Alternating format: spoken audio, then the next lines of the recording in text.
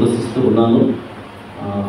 గతించినటువంటి మరి ఏప్రిల్ నెలంతా కూడా దేవుడు తన బలిష్టమైన స్థానంలో భద్రపరిచి మరొక నెలలో అడుగు పెట్టడానికి మొదటి ఆదివారం ఆరాధన క్రమములు ఈ రీతిగా దేవుని నామముని జ్ఞాపకం చేసుకోవడానికి దేవుడు మనకు దయచేసినటువంటి చక్కటి సమయాన్ని బట్టి దేవుని సాగుడిగా సంతోషిస్తూ ఉన్నాను. మరి దేవుడు మీ కుటుంబాలలో మీ జీవితాలలో గతించినటువంటి నెలంతటా సంరక్షించి మరొక నూతన మాసంలో అడుగుపెట్టడానికి అనుగ్రహించినటువంటి ధన్యతను బట్టి మరి ఎంతమంది దేవునికి కృతజ్ఞత భావాన్ని కలిగి ఉన్నారు అనేది వ్యక్తిగతంగా మరి దేవుని సేవకుడిగా మీకు అప్పగిస్తూ ఉన్నాను. మరి ఈ సమయంలో కొద్ది నిమిషాలు దేవుడి వాక్యాన్ని మనము జ్ఞాపకం చేసుకుందాం. ఈ దినమందు చదవబడినటువంటి లేఖన భాగంలో ప్రకటన గ్రంథము 2వ అధ్యాయము 12వ వచనం నుండి 17 వచనాల వరకు మనం చదువుకుందాం. ఈ 12వ వచనం నుండి 17 వచనాల వరకు తెలియచేయబడినటువంటి ఒక సందర్భాన్ని లేదా ఒక సంఘటన, ఒక సంఘానికి సంబంధించినటువంటి విషయాన్ని నేను పరిచయం చేయడానికి ఇష్టపడుతూ ఉన్నాను. ఎందుకు ఈ లేఖన భాగాన్ని నేను మీకు పరిచయం చేయాలని ప్రేరేపించబడుతూ ఉన్నాను అని అంటే, ఈనాటి పరిస్థితులు సంఘములు కావచ్చు, సమాజంలో కావచ్చు, మన చుట్టూ ఉండేటువంటి పరిసర ప్రాంతంలో కానీ జరిగేటువంటి ప్రతి సంఘటన, ప్రతి సందర్భము మన ఆధ్యాత్మిక జీవితాల మీద ప్రభావం చూపిస్తుంది అనడంలో ఏ విధమైనటువంటి అనుమానము లేదు అని దేవుని సేవకుడిగా చెప్పడానికి ఇష్టపడుతూ ఉన్నాను. ఎందుకు ఇష్టపడుతున్నానంటే, మన చుట్టూ అనేకమైనటువంటి పరిస్థితులు ప్రభావాలు ఉంటూ ఉన్నాయి. వాటన్నిటి పరిస్థితులు మన ఆధ్యాత్మిక జీవితం మీద ఏం చేస్తూ ఉన్నాయి? ప్రభావం చూపిస్తూ ఉంది. సర్వసాధారణంగా మీరు మీ పిల్లలు ఏమంటారంటే, మీ గర్భాన్ని జన్మించినటువంటి బిడ్డలను లేదా మీ తోబుట్టువులను, మీ బంధువులను, మీకు బాగా సన్నిహితులైన వారిని ఏం చెప్తారంటే, మీకు బాగా పరిచయస్తులైన వారికి ఏం చెప్తుంటారంటే చాలా సందర్భాల్లో, ఇదిగో నువ్వు ఆ ప్రదేశానికి వెళ్తున్నావు కదా, అక్కడ ఆ ప్రదేశం అంత మంచిది కాదేమో, కనుక నేను ఎందుకు నీ శ్రేయాభిలాషని కనుక నీ మంచి కోరుతున్నాను కనుక చెప్పాలనిపించింది నేను నీకు చెప్పాను అంటారు. ఎందుకు అని అంటే, ఆ ప్రదేశం కావచ్చు, ఆ పరిసర ప్రాంతాలు కావచ్చు, వాటి దగ్గరికి వెళ్ళినటువంటి వ్యక్తి తన యొక్క సాక్ష్యాన్ని లేదా తన భవిష్యత్తును పాడు చేసుకుంటాడు కనుక మీరు చెప్పేటువంటి బాధ్యత మీకు ఉంది కనుక, లేదా అలా ప్రేరేపించబడ్డారు కనుక ఖచ్చితంగా చాలా సందర్భాల్లో చెబుతూ ఉంటారు. కొంతమంది వాటిని యాక్సెప్ట్ చేస్తారు, కొంతమంది అయితే వాటిని రిజెక్ట్ చేస్తారు. మాకు మీరు చెప్పేంత అవసరం లేదండి అనేవారు. కానీ ఈరోజు నేను మీతో పంచుకునేటువంటి ఈ సందర్భము, ఈ సమయము మీరు రిజెక్ట్ చేయడానికి ఇది నా సొంత మాటలు కాదు, పరిశుద్ధాత్మ ప్రేరణ ద్వారా దేవుని వాక్యములో పొందుపరచబడినటువంటి లేఖన భాగాలు. ఎందుకనంటే భక్తులైనటువంటి మత్తయి సువార్తలో రాయబడినటువంటి చదవవసరం లేదు. 5వ అధ్యాయం 18వ వచనం తర్వాత చదవండి. అక్కడ ఏమంటారంటే, ఒక పొల్లు కానీ సున్నా కానీ తీసివేయడానికి లేదు. బైబిల్ గ్రంథం ఈ ధర్మశాస్త్రంలో పొందుపరచబడినటువంటి ప్రతి లేఖన భాగము ఒక సున్నా కానీ పొల్లు కానీ తీసివేయడానికి అవకాశం లేదు, లేదా చేర్చడానికి అవకాశం లేదు అని అంటే, ఈరోజు క్రీస్తు స్వరక్తములు కడగబడినటువంటి బిడ్డలుగా మనము దేనికి లోబడి ఉండాలి అని అంటే, దేవుని వాక్యానికి, ఆయన మాటకు ఖచ్చితంగా విధేయులుగా ఉండాలి. దేవుని వాక్యానికి విధేయులుగా లేకపోతే ఖచ్చితంగా ఒకరోజు మనం దేవుని సన్నిధిలో తీర్పులో నిలబడవలసినటువంటి సందర్భము ఖచ్చితంగా తటస్థించబోతుంది. కనుక ముందుగానే దేవుని సేవకుడిగా దేవుడు మాకు అప్పగించినటువంటి బాధ్యతలో మరి మేము కూడా పాలుభాగస్తులుగా ఉండాలి. కనుక ఈ ప్రకటన గ్రంథము 2వ అధ్యాయము 12 నుంచి 17 వచనాలు సందర్భాన్ని మనం జ్ఞాపకం చేసుకుంటే, మీకు తెలుసు ప్రకటన గ్రంథంలో ఎన్ని సంఘాలు ఉన్నాయి? 7 సంఘాలు ఉన్నాయి. అంటే ఇక్కడ మనం ఎపిసి సంఘం మొదలుకొని దాదాపు వరకు లవోదికీయ సంఘం వరకు దాదాపుగా 7 సంఘాలు ఉన్నాయి. ఈ 7 సంఘాలకి దైవజనుడైనటువంటి అపోస్తలుడిగా పిలువబడేటువంటి యోహాను గారి ద్వారా పద్మాస్ దీపంలో పరిశుద్ధాత్మ ప్రేరణ ద్వారా దేవుడు తన దర్శనం ఇచ్చి మాట్లాడినటువంటి అమూల్యమైనటువంటి సందర్భాలు. ఇది జరిగిపోయినటువంటి గ్రంథమా, ఇంకా జరగవలసినటువంటి గ్రంథమా? ప్రకటన గ్రంథం అనేది అమ్మా జరగవలసినటువంటి గ్రంథము. అంటే మీకు తెలుసు, నోవాహు కాలంలో నోవాహు తెలియజేసినప్పుడు చాలా మంది అనుకున్నారు విడిపించోడు అన్నారు, అవునా కదా? అంటే నినివే పట్టణస్థులు యోనా తెలియజేసినప్పుడు అమ్మో ఇది దేవుని ఆజ్ఞ, ఆ దేవుడు మహారోషము కలిగిన వాడని నినివే పట్టణస్థులు మార్పు చెంది దేవుని సన్నిధిలో మారు మనసు కలిగి పశ్చాత్తాపమునకు గురయ్యారు కనుకనే దేవుని సన్నిధిలో ఆశీర్వదించబడ్డారు. మరి నోవాహు కాలంలో జలప్రలయము 40 దినాలు రాత్రి పగలు వచ్చినప్పుడు వినలేనటువంటి పరిస్థితి, తటస్థితి వారి జీవితంలోకి తెచ్చుకున్న వారు ఏమయ్యారు? గట్టి మొనకలతో సహా నేలమట్టమైపోయారు. అంటే ఖచ్చితంగా దేవుని వాక్యం అనేది మన జీవితం జీవితాలని హెచ్చరిక పూర్వకంగా మాట్లాడుతూ ఉంది. అంటే ప్రకటన గ్రంథం అనేది ఒక ప్రత్యక్షత, అంటే జరగబోయేటువంటి కాలము. నేను మేబీ గతించినటువంటి ఒక 2 నెలలు దరిదాపులుగానే అనుకుంటాను. నేనేం చెప్పానంటే 3 విషయాలు నేను తెలియజేస్తాను. భవిష్యత్ కాలము, భూతకాలము, వర్తమాన కాలం అని ఈ 3 సందర్భాల గురించి తెలియజేస్తూ యోహాను గారి గురించినటువంటి అనగా ప్రకటన గ్రంథం గురించి కూడా మీతో పంచుకున్నట్టు గుర్తు. అయితే నేను మీతో మాట్లాడేటువంటి ఈ సందర్భం ఏదైతే ఉందో ఇది భవిష్యత్ కాలం అనగా రాబోయేటువంటి కాలంలో జరిగేది కనుక విన్న మన జీవితాలు ఏం చేయాలి? దాన్ని అన్వయించుకోవాలా, విడిచిపెట్టాలా? ఖచ్చితంగా అన్వయించాలి, పాటించాలి. పాటించకపోతే మనం దేవుని స్వార్థంలో కడగబడిన వారు కాదు, మనం అసలు దేవుని బిడ్డలని కానే కాదు. ఆయన మాటకు లోపడకపోతే మనం ఆయన బిడ్డలని కాదు. ఇక్కడ మనం జ్ఞాపకం చేసుకున్నప్పుడు మరి 7 సంఘాలు, ఎఫెసీ సంఘం నుంచి లవోదికీయ సంఘం వరకు కలిపితే ప్రకటన గ్రంథంలో 7 సంఘాలు ఉన్నాయి. అయితే 7 సంఘాల గురించి చెప్పడానికి మరి నేను అంత సమయం అయితే తీసుకోను. ఈరోజు సాధ్యమైన త్వరగా విడిచిపెట్టడానికి ఇష్టపడుతూ ఉన్నాను. అయితే ఇక్కడ ఒక సంఘం ఉంది, పెర్గమ అనేటువంటి సంఘం ఒకటి ఉంది. ఏంటి అసలు ఈ పెర్గమ సంఘం యొక్క స్థితిగతులు ఏంటి, ఆ సంఘంలో జరిగినటువంటి పరిస్థితులు ఏంటి, పరిణామాలు ఏంటి? ఈరోజు మనము సంఘముగా పిలువబడుతున్నాం కనుక మనము ఈ సంఘములో జరిగినటువంటి పరిస్థితులు మనకేమైనా ఉపయోగపడతాయా? రాబోయే కాలంలో మన యొక్క ఆధ్యాత్మిక జీవితాన్ని ఏ విధంగా సరి చేసుకోవాలి అని ఆలోచన చేస్తే ఈ వాక్య భాగానికి ఒక టైటిల్ నేను ఏర్పాటు చేస్తాను. మీరు ఎంతమంది స్టేటస్ చూసారు నాకు తెలియదు, కానీ నేను స్టేటస్ పెట్టాను, ఈ బహుమతులు మనకి అవసరము లేదా? ఏంటంట, ఈ బహుమతులు మనకి అవసరం లేదా అంటే లేదు అని చెప్పేవారు ఉన్నారు, లేదంటే ఖచ్చితంగా నాకు ఆ బహుమతులు కావాలి అనుకునే వారు కూడా ఉన్నారు. మనకెందుకు ఎవరు పొందుకునేవారు పొందుకుంటారు లేని నిర్లక్ష్యంగా టికెట్స్ తీసుకునే వారు కూడా అంటే లేకపోలేదు. అందుకని ఇక్కడ మనం జ్ఞాపకం చేసుకుంటున్నప్పుడు ఈ బహుమతులు మనకి అవసరము లేదా అనే ప్రశ్న నేను మిమ్మల్ని అడుగుతూ ఉన్నాను. అయితే లేదయ్యా నాకు అవసరమే అని ప్రసంగం ముగింపులో మరి ఎంతమంది తెలియజేస్తారో చూస్తాను. చూడండి, ఇక్కడ మనం జ్ఞాపకం చేసుకున్నప్పుడు పెర్గమ అనేటువంటి ఒక సంఘం ఉంది. ఈ సంఘంలో ఒక వ్యక్తి ఉన్నాడట. బైబిల్ గ్రంథంలో ఒక డాక్టర్ గారు ఉన్నారు. ఎవరంటే ఆ డాక్టర్ గారు? లూకా అనేటువంటి వైద్యుడు ఉన్నాడు. ఆయనలాగే పెర్గమ సంఘములో కూడా ఇంకొక ఆయన ఉన్నాడు. బైబిల్ గ్రంథం మొత్తాన్ని పరిశీలనగా చదువుతున్నప్పుడు ఇద్దరు వ్యక్తులు డాక్టర్లు అంటే వైద్యులైన వారు 2 ఉన్నారు. ఒక ఆయనేమో వైద్యుడైనటువంటి లూకా, రెండో ఆయన అంతిపా. ఏ పేరండి? అంతిపా అనేటువంటి ఈ ఇద్దరు కూడా బైబిల్ గ్రంథం మొత్తాన్ని పరిశీలన చేస్తున్నప్పుడు వీళ్ళిద్దరు కూడా వైద్యులుగా పిలువబడుతూ ఉన్నారు. అయితే ఈ వైద్యుడైనటువంటి అంతిప ఆ ప్రాంతంలో పరిచయం చేస్తూ అంటే మనలాగే సాధారణమైనటువంటి విశ్వాసిగా ఉన్నాడు.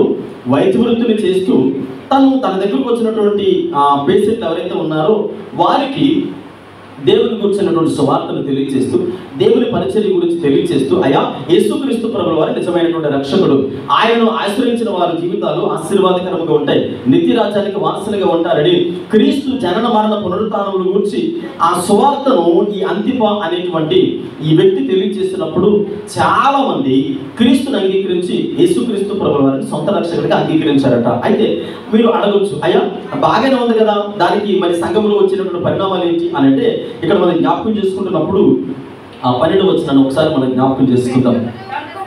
పెర్గములో ఉన్న సంఘపు దూతకు ఈలాగ వ్రాయుము, వాడి అయిన 2 అంచుల గల ఖడ్గము గలవాడు చెప్పు సంగతులు ఏమనగా, ఈ మాట జాగ్రత్తగా వినండి. సాతాను సింహాసనము నీవు కాపురము ఉన్నావని నేను ఎరుగుదును. సాతాను కాపురం ఉన్న ఆ స్థలములో నా యందు విశ్వాసి అయి ఉండి నన్ను గురించి సాక్షి అయిన అంతిపా అనువాడు నీ మధ్య చాలండి. ఇక్కడ మనం జ్ఞాపకం చేసుకుంటే ఎక్కడున్నాడట? సాతాను సింహాసనము. అంత మాత్రమే కాదు, సాతాను కాపురం ఉన్నటువంటి స్థలము. ఎవరి సాతాను? ఎవరి సాతాను? ఎవరు? ఎక్కడి నుంచి వచ్చింది సాతాను? ఏ గ్రంథంలో మనకి పర్టికులర్గా సాతాను గురించినటువంటి సందేశం పొందుపరచబడి ఉంది అని అంటే మీకు తెలుసు, యెహెజ్కేలు గ్రంథంలో కూడా చాలా చక్కగా పొందుపరచబడింది. తేజో నక్షత్రమా, ఆకాశం నుండి వేళ త్రోసివేయబడితివి అని ఆ సందర్భం మరలా నేను మీకు క్లుప్తంగా నేను చెప్పి ముందుకు వెళతాను. దేవుని సింహాసనాన్ని ఆశించింది, దేవుని కంటే ఉన్నతంగా ఎప్పుడైతే లూసిఫర్ సింహాసనాన్ని కోరుకుందో అక్కడ నుండి నెట్టివేయబడినప్పుడు సాతాను అక్కడి నుండి లూసిఫర్ గారు పడిపోయిన తర్వాత వాడికి ఉన్నటువంటి గోల్ ఒకటి ఉంది. ఏంటి ఆ గోల్ అంటే దేవుని రాజ్య వ్యాప్తిని అడ్డుకోవాలి, దేవుని పరిచర్యను అడ్డుకోవాలి, దేవుని సింహాసనాన్ని నేలమట్టం చేయాలి. ఎందుకని అందరూ కూడా పరలోక రాజ్యానికి వారసురాలుగా వెళ్ళిపోతూ ఉన్నారు. దేవుని యందు భయభక్తులు కలిగి ఆధ్యాత్మిక జీవితాలు కట్టుకుంటూ ఉన్నారు కనుక నాకు దక్కనిది ఎవరికి దక్కకూడదు.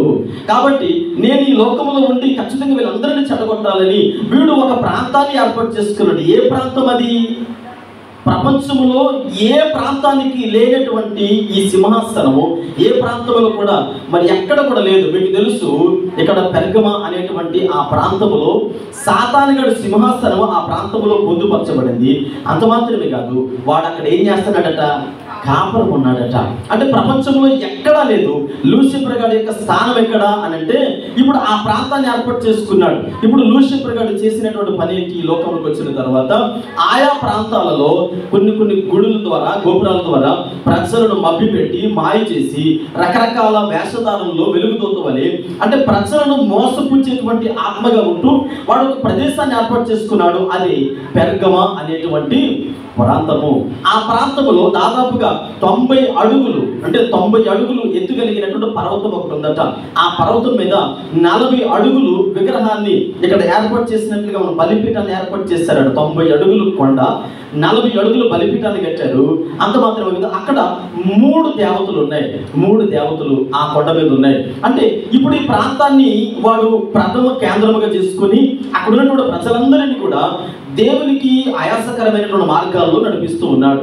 మీకు తెలుసు, తామర పువ్వులు ఎక్కడ ఉంటాయి? బురదలో ఉంటాయి. బురదలో ఉంటూ దానికి బురద ఎక్కడైనా అంటుకుంటుందా? అందుకని అలాగే ఇక్కడ ఉన్నటువంటి అంతిఫా అనేటువంటి వ్యక్తి గురించి మాట్లాడుతూ దేవుని దూత యోహాను గారితో మాట్లాడుతున్నటువంటి ఒక మాట ఏంటంటే, ఇదిగో సాతాను సింహాసనము దగ్గర సాతాను కాపురమైనటువంటి ప్రదేశంలో నా సాక్ష్యమును కాపాడేటువంటి వ్యక్తి ఒకరు ఉన్నారు.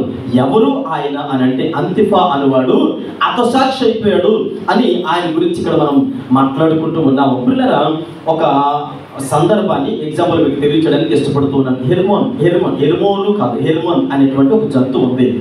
ఉడతలాగా చిన్నది ఉంటుంది. ఉడత కంటే పెద్దది. తర్వాత మింగిస్ తెలుసు కదా, మింగిస్ కంటే చిన్నది. ఆ రెండింటికి మధ్యలో మీడియం సైజులో ఉంటుంది. అలాగని మింగిస్ అనలేము, ఉడత అనలేము. రెండింటికి మధ్యలో మీడియం సైజులో ఉంటుంది. తెల్లగా ఉంటుంది అది. అయితే దీనికి ఉన్నటువంటి కొన్ని లక్షణాలు నేను మీతో పంచుకుంటాను. అది ఒక చక్కటి సంరక్షణ అంటే సురక్షితమైనటువంటి ప్రదేశాన్ని ఎన్నుకుంటుంది. అది ఎంత విలువ కలిగింది అని అంటే దాని ఒంటి మీద ఉన్నటువంటి రోమాలు, వెంట్రుకలు ఏవైతే ఉన్నాయో ఆ చర్మం ఏదైతే ఉందో ఆ చర్మాన్ని ఇంగ్లాండ్లో ఉండేటువంటి రాణి ప్రిన్సెస్, ఆ రాణి ఎవరైతే ఉన్నారో ఆ క్వీన్, ఆ రాణి ధరించేటువంటి కోటికి ఆ చర్మాన్ని ధరించినప్పుడు బటన్స్ గాను లేదంటే రకరకాల అలంకరణ ఉంచినప్పుడు ఆ కోటి యొక్క కాస్ట్ దాదాపుగా 3 కోట్లట. ఎన్ని కోట్లు? 40 కోట్ల రూపాయలు. ఎన్ని కోట్లు? మీరు అనుకోవచ్చు, మా బాత్రూంలో మేము వాడేటువంటి టబ్బు కూడా 40 కోట్లు. అవి మీరు పెద్దగా చెప్పకండి అనుకుంటున్నారేమో. ఎన్ని కోట్లట? 40 కోట్లు. ఇప్పుడు ఈ వేటగాడు వచ్చి దాన్ని పట్టుకోవడానికి దానికి చెర్రీస్ పళ్ళు ఉంటాయి కదా, చెర్రీస్ పళ్ళు అంటే చాలా ఇష్టం. దాని వాసన వస్తే దాన్ని ఎక్కడ ఎంత సురక్షితమైన ప్రదేశంలో దాకుండా గంతులు వేసుకుని వచ్చేసి ఆ పళ్ళు తినడానికి వస్తుందట. వేటగాడు తన యొక్క ఆ నివాస ప్రదేశం దగ్గరికి వెళ్ళి చెర్రీస్ పళ్ళు ఆ చుట్టూ చల్లి బాగా విల్లెక్కి పెట్టుకొని అలా ఉంటాడట. విల్లెక్కి పెట్టుకొని ఉంటే ఈ చెర్రీస్ పండు వాసన రాగానే మాట్లాడుకుంటే ఎంత శబ్దం ఉన్నా గెంతుకుంటూ ఆ పళ్ళు దగ్గరకు వచ్చి అలా తిందాం అని అలా పళ్ళు కొరికేటప్పటికి ఆ పండు ఎంత దూరాలు ఉంటే దాని గూడు ఇక్కడ ఉంటుంది కదా, గొయ్య. ఆ రెండింటికి మధ్యలో అంటే వ్యర్థ పదార్థాలు, ఒక మాటలో చెప్పాలంటే మల విసర్జన మనుషుల యొక్క మల విసర్జన తీసుకెళ్ళి ఆ గొయ్యి కట్టుగా పోస్తాడట. ఏం చేస్తాడు? ఆ మల విసర్జన తీసుకెళ్ళి ఆ గొయ్యి కట్టగా పోస్తాడట. ఇప్పుడు వేటగాడి దగ్గరికి వెళ్ళినప్పుడు కూడా ఆ జంతువు హెర్మోన్ అనేటువంటి జంతువు ఏదైతే ఉందో అది గొంత లోపలికి వెళ్ళడానికి ఇష్టపడదట. ఎందుకని? అక్కడ ఏముంది? మల విసర్జన ఉంది. ఒకవేళ తన ప్రాణాలను కాపాడుకుందాము అని అది దాటుకొని దాని మీద నుంచి వెళ్ళిపోతే అది శరీరానికి అంటుకుంటుంది కనుక అపవిత్రమైపోతాను అని తన ప్రాణాలైనా అనిపిస్తుంది, కానీ అపవిత్రతలోనికి అది వెళ్ళదు. అంత పట్టుదల కలిగినటువంటి జంతువు అంట హెర్మన్ అనేటువంటి జంతువు. నేనంటాను ఈరోజు క్రైస్తవ విశ్వాసాలుగా అపవిత్రతనైనా అంటించుకుంటాం కానీ ప్రాణాలు మాత్రం దేవుని కొరకు పెట్టడానికి ఇష్టపడము. ఇక్కడ మనం జ్ఞాపకం చేసుకున్నట్లయితే అంతిఫా అనేటువంటి ఆ వ్యక్తి ఒక సాధారణమైనటువంటి వైద్యుడు. ఆయన వైద్య వృత్తిలో ఉంటూ అనేకులకు దేవుని సువార్తను ప్రకటిస్తూ ఉన్నాడు, క్రీస్తులోనికి నడిపిస్తున్నప్పుడు ఇక్కడ మనం జ్ఞాపకం చేసుకున్నప్పుడు ఈ 40 కోట్ల విలువ చేసేటువంటి ఈ కోటికి ధరించేటువంటి ఆ హెర్మన్ అనేటువంటి చర్మాన్ని తన చర్మము అలా వేటగాడు వచ్చి విల్లుతో పట్టకుండా ఇలా చేతితో పట్టుకుంటే దొరికిపోద్దట. ఎందుకు దొరికిపోద్దో తెలుసా? తనకు తెలుసు నేను చనిపోతూ ఉన్నాను, తన ప్రాణం పోతుందని తెలిసినప్పటికీ పారిపోవడానికి ఇష్టపడదట. ఎందుకు తెలుసా? అక్కడ గూట్లోనికి వెళితే గూటికి అడ్డంగా ఏముంది? మల విసర్జన. అపవిత్రమైపోతాను కనుక నేను ప్రాణాలైనా వదిలేస్తాను కానీ అపవిత్రత నా జీవితంలో తాము ఇవ్వను. ఈనాడు ఇక్కడ మనం జ్ఞాపకం చేసుకునేటువంటి అంతిఫా అనేటువంటి ఆ వ్యక్తి కూడా అదే చేశాడు. రాజు అయినటువంటి మీకు తెలుసు ఆ కాలంలో ఉండేటువంటి చక్రవర్తులు టైటస్ కావచ్చు, లేదంటే ఆ కాలంలో పనిచేసినటువంటి చాలా మంది చక్రవర్తులు చాలా క్రూరమైనటువంటి కఠినమైనటువంటి శిక్షలు విధించేవారట. ఒక కంచుతో తయారు చేయబడినటువంటి ఆవుని చక్కగా తయారు చేసి పొడవేమో 6 అడుగులు, వెడల్పు 2 అడుగులు, వెడల్పు 2 అడుగులు ఆవుని కంచుతో తయారు చేసిన ఆవుని తీసుకొని వచ్చి అలా నిలబెట్టి ఎవరైతే యేసుక్రీస్తు ప్రభువు వారిని నమ్ముకుంటానయ్యా, క్రీస్తే నా రక్షకుడు అని ఎవరైతే చెబుతూ ఉన్నారో వారందరిని తీసుకొచ్చి దానికి ఒక మూత లాంటిది ఏర్పాటు చేసి ఆ మనిషికి కాళ్ళు చేతులు కట్టేసి లోపలికి దించేవారట. లోపలికి దించి మోతేసి దాని కింద భయంకరమైనటువంటి అగ్ని మండించేవారట. ఆ వేడి మీకు తట్టుకోలేక అయ్యా యేసు ప్రభువు నాకు వద్దయ్యా, నా ప్రాణమే నాకు కావాలి అని ఎవరైతే అరుస్తారో వారిని విడిపించేవారు. అయితే అదే పరిస్థితి అంతిఫా దగ్గరికి వచ్చింది. అంతిఫా దగ్గరికి వస్తే ఏమయ్యా యేసు ప్రభు వారి గురించి ప్రకటిస్తున్నావాట కదా, యేసు ప్రభు నిజమైన దేవుడు అని చెబుతున్నావాట కదా, అసలు క్రీస్తు ఎవరు?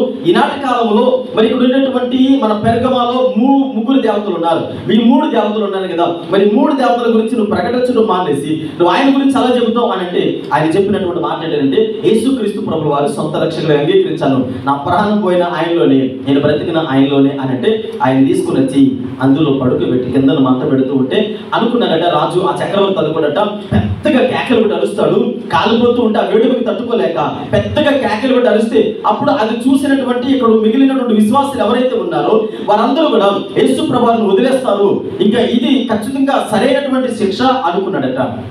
కానీ అంతిఫా మారు మాట్లాడకుండా ఆ లోపల మోకరించి ప్రార్థన చేస్తూ కాలిపోయి బూడిదైపోయి ఉడికిపోయి ఆ లోపల అలా ప్రాణాలు వదిలేశారు. అదే ఇక్కడ మనం 12వ వచనంలో చదివితే మనం జ్ఞాపకం చేసుకుంటాం, సాతాను సింహాసనమున స్థలములో నీవు కాపురం ఉన్నావని నేను ఎరుగుదును, మరియు సాతాను కాపురం ఉన్న ఆ స్థలంలో నా యందు విశ్వాసి అయి ఉండి నన్ను గురించి సాక్షి అయిన అంతిఫా అనువాడు మీ మధ్యన చంపబడిన దినములలో నీవు నా నామమును గట్టిగా చేపట్టి నా యందు విశ్వాసమును విసర్జింపలేదని నేను ఎరుగుదును. హల్లెలూయా.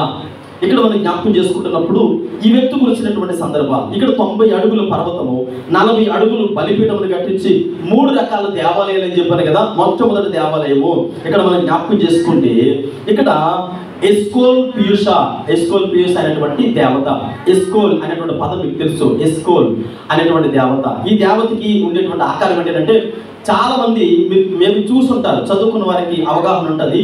కొంతమంది ఆ డాక్టర్స్ వెహికల్స్ ఉంటాయి, గవర్నమెంట్ ఎంప్లాయీస్ వెహికల్స్ మీద, కొన్ని వెహికల్స్ మీద ఒక నిలువుట రాడ్ లాంటిది ఉండి పాము ఇలా మెలకలేసినట్టుగా దానికి ఈగల్ సింబల్ తోటి ఇలా ఉండి పాము ఇలా మెలకలేసినట్టుగా ఆ రాడ్కు ఉంటుంది. అంటే పాము చుట్టుకున్నట్టుగా వైద్యులకి ఉండేటువంటి వెహికల్స్ మీద సింబల్స్ ఉంటాయి. మీరు ఎప్పుడైనా చూడండి, నిలువుట రాడ్ ఒకటి ఉండి పైనేమో గెద్దలాంటి ఆకారం ఇలా ఉండి ఆ రాడ్కి పాము చుట్టూ మెలుకలేసుకున్నట్టుగా ఉంటుంది, ఇలా 2 పక్కలు మెలుకలేసుకున్నట్టుగా.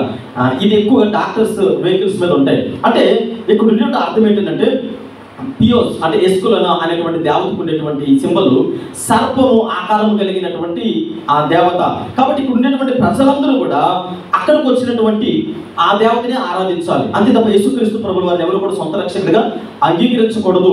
ఈ పెర్గమాలో ఉండేటువంటి సాతాను కాపురమున్న ప్రదేశము, సాతాను సింహాసనం దగ్గర జరిగేటువంటి అవాంఛనీయ సంఘటనలు, దేవునికి ఆయాసకరమైన పరిస్థితులు ఏంటి అనంటే సర్పాకారములో ఉండేటువంటి ఈ ఎస్కోల్ అనేటువంటి దేవతను ఆరాధించాలి. రెండవ దేవత జ్యూస్ అంటే మనం తాగే జ్యూస్ కాదు, ఈ జ్యూస్ అనేటువంటి దేవత కూడా మరి అక్కడ ఉండేటువంటి ప్రకృతికి సంబంధించినటువంటి దేవత.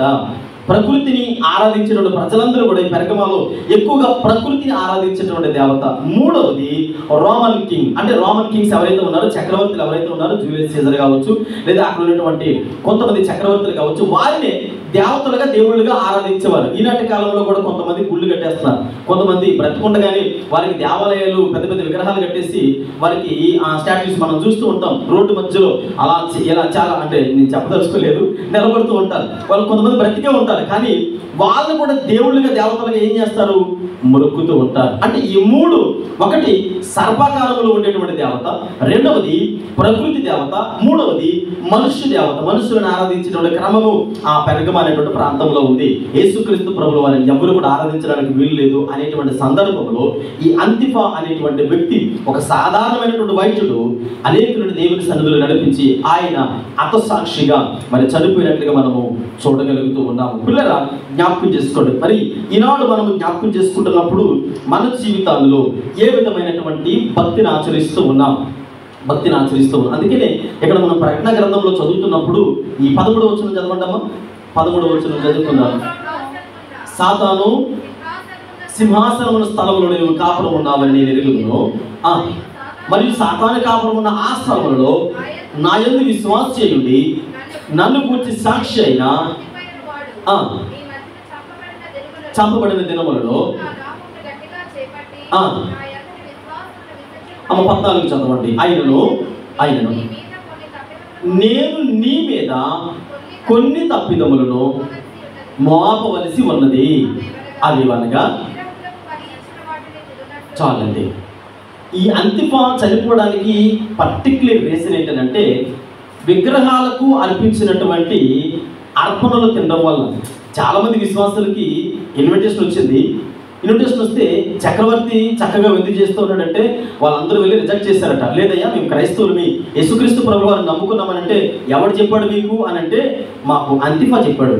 అంతిఫా ఎవడు అనంటే ఆయన వైద్యుడు అనగానే అతను తీసుకుని వచ్చి ఆవు శరీరం మధ్యలో, అనగా కంచుతో చేయబడిన ఆవు శరీరం మధ్యలో పెట్టి అతను చంపేస్తాడు. అది చూసిన తర్వాత అక్కడ పెర్గమలో జరిగినటువంటి పరిణామాలు ఏంటంటే విగ్రహాలకు అర్పించినటువంటి ఆ పదార్థాలు ఏవైతే ఉన్నాయో కొన్ని సందర్భాలలో మొహమాటం అంటారు కదా, మాట కాదని కొన్నిసార్లు ఏమంటామంటే యేసుక్రీస్తు ప్రభుల వారిని నమ్ముకున్నప్పటికీ కొన్నిసార్లు మొహమాటానికి వెళ్ళిపోతాం. అదే మా ఊళ్ళంటే మరి ఏమని అనుకుంటాడేమో అని చెప్పేసి ఇలా పక్కన తిరిగి ప్రార్థన చేసి మరి తినేస్తాం. అంటే ప్రార్థన చేస్తే అదంతా కూడా పోతుంది అనుకుంటే చాలా సందర్భాల్లో. మళ్ళీ దీని మీద చాలామంది దైవజనులు రకరకాల డిబేట్స్ జరిగాయి, రకరకాల చాలా సందర్భాలు జరిగాయి. నేను ఎందుకు మీకు క్లారిటీ ఇవ్వాలనుకుంటున్నానంటే మనము క్రీస్తు స్వరక్తము చేత కడగబడినటువంటి బిడ్డలము. యేసుక్రీస్తు ప్రభువు వారి చేత కడగబడి ఆయన బిడ్డలుగా పిలువబడినటువంటి అంతిఫా విగ్రహాలకు అర్పించినటువంటి అర్పణలు తినడానికి ఇష్టపడలేదు. తన ప్రాణమునే అర్పించాడు కానీ అపవిత్రపరచుకోవడానికి ఇష్టపడలేదు. ఎర్మోన్ అనేటువంటి ఒక జంతువుని నేను పరిచయం చేశాను. అపవిత్రత ఉంది, తన శరీరానికి అంటుకున్న పర్వాలేదు, లోపలికి పోయి దాక్కోవచ్చు, తర్వాత తన శరీరాన్ని కడుక్కోవచ్చు అనుకోవచ్చు, కానీ అపవిత్రత తన ప్రాణమునే వదిలేస్తుంది కానీ అపవిత్రతలో పడలేదు. ఈరోజు దేవుని బిడ్డలుగా పిలువబడేవారు చాలామంది బాప్టిజం తీసుకొని బల్లారాధనలో పాలుపొప్పులు పొందుతూ లోక సంబంధమైనటువంటి కార్యక్రమాల్లో అనేక రీతులుగా విగ్రహాలకు అర్పించినటువంటి అర్పణలు తినేటువంటి బిడ్డలు లేకపోలేదు. అంటే ఎందుకు ఇలాంటి పరిణామాలు మనం చవిచూస్తున్నామనంటే వాక్యములు సరైనటువంటి అవగాహన లోపం వలన మన జీవితాల్లో మనం జ్ఞాపకం చేసుకుంటూ ఉన్నాము. చూడండి, ఇక్కడ పెర్గమలో ఉండేటువంటి విశ్వాసులు ఏం చేశారంటే అంతిఫా చనిపోయిన వెంటనే వీళ్ళు వెళ్ళి చక్కగా విగ్రహాలకు అర్పించినటువంటి అర్పితాలు లేదా ఆ పదార్థాలు వీరు కూడా భుజించినట్లుగా మనము చూడగలుగుతూ ఉన్నాం.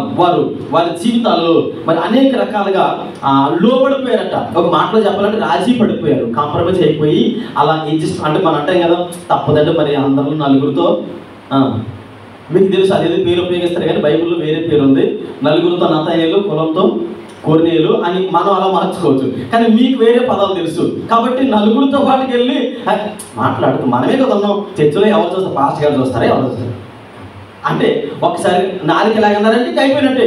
అంటే ఏమవుతున్నాం, రాజీ పడిపోతూ ఉన్నాం. ఎవరు రాజీ పడిపోతూ ఉన్నాం?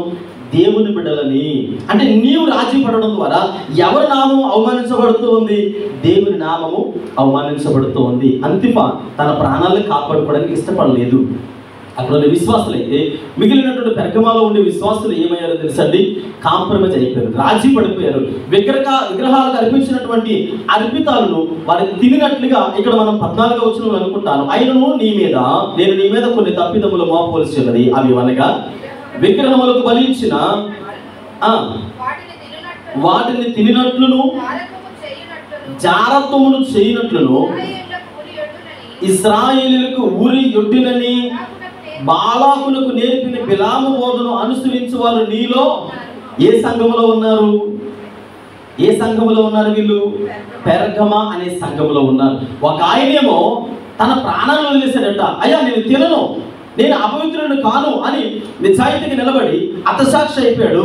అతని గురించి పరిశుద్ధాత్మ దేవుడు యోహానుతో మాట్లాడుతూ ఉంటే లిఖిస్తున్నటువంటి సందర్భాలు ఈరోజు నా ఆధ్యాత్మిక జీవితాలలో ఎక్కడైనా కాంప్రమైజ్ అయిపోతూ ఉన్నామా?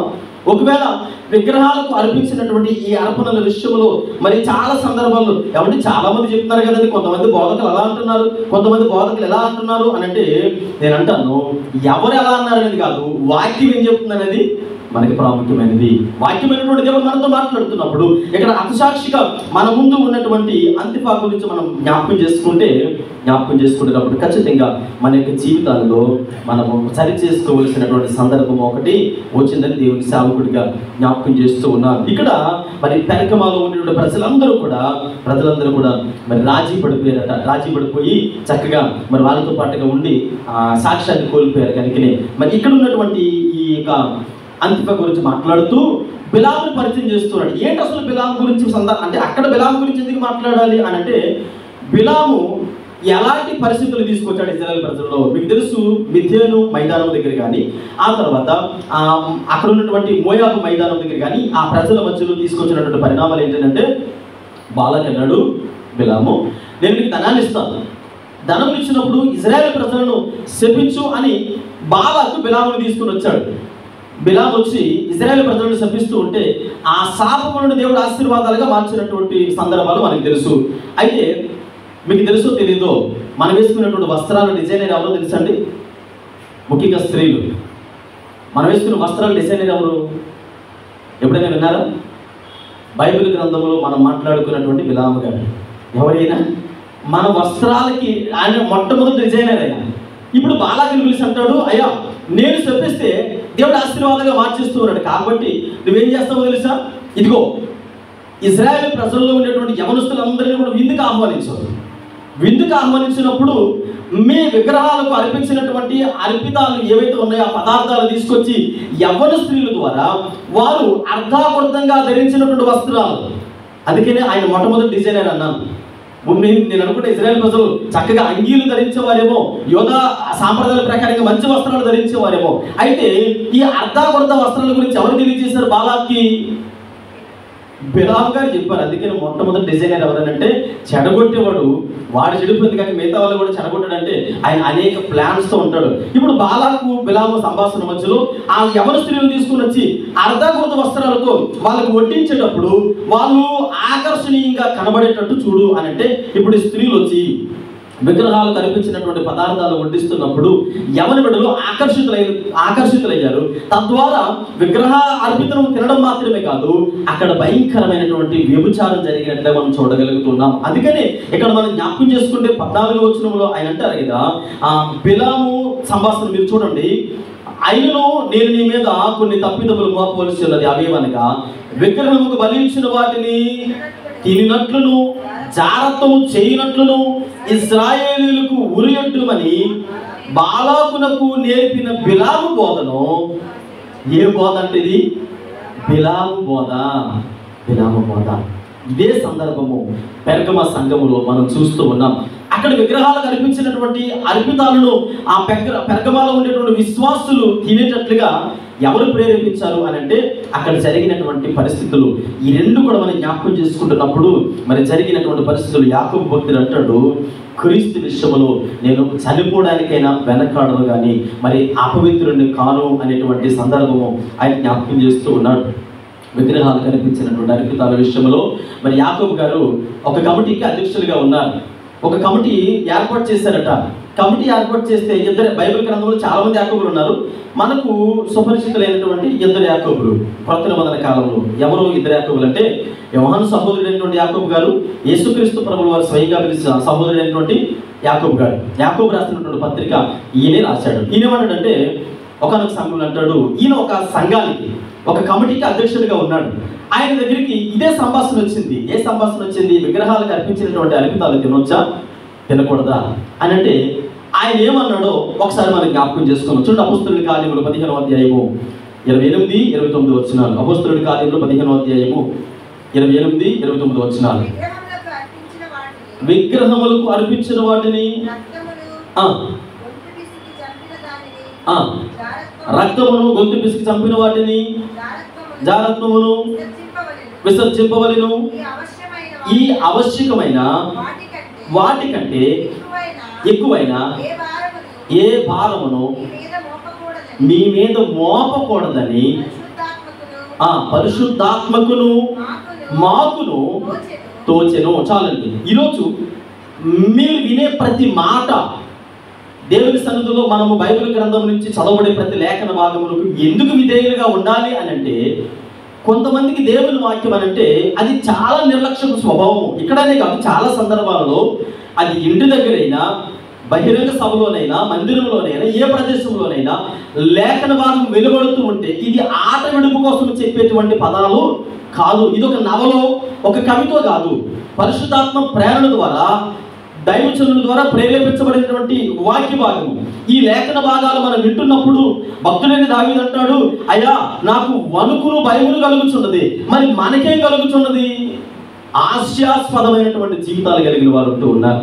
ఇక్కడ ఈ అధ్యక్ష పదవులు పోషించేటువంటి యాకోబు అంటారు, అయ్యా ఈ సందర్భం నా దగ్గరికి వచ్చింది కనుక నేను ఒక మాట మీకు చెప్పాలనుకుంటూ ఉన్నాను.